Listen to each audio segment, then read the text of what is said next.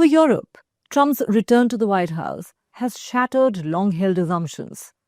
NATO, an alliance built on the promise that an attack on one is an attack on all, now faces an unprecedented scenario, the possibility that one member might attack another. The White House has confirmed that the president is actively discussing a range of options for acquiring Greenland, and officials made it clear that military force has not been ruled out. Trump's Deputy Chief of Staff, Stephen Miller, didn't even bother with diplomatic euphemisms. He declared recently, "We are a superpower, and we're going to act like one." Secretary of State Marco Rubio, though, attempted to soften the message somewhat, emphasizing that buying Greenland remains the preferred option. But in Europe, few have been reassured by this. Frederiksen reiterated her stark warning. A US attack on a NATO ally would mean the end of NATO itself and the security architecture that has defined the West since 1945.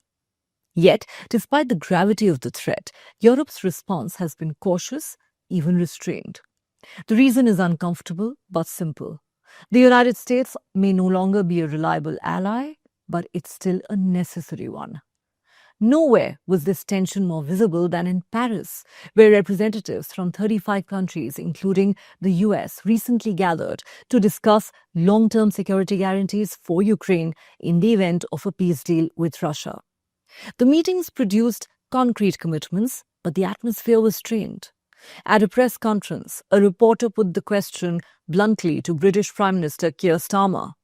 What value do American security guarantees have if Washington is simultaneously talking about seizing the territory of a fellow NATO member? Starmer deflected, pointing to a prior statement supporting Denmark. French President Emmanuel Macron sidestepped similar questions. Standing beside US envoy Steve Witkoff and Jared Kushner, neither leader was willing to publicly confront Washington.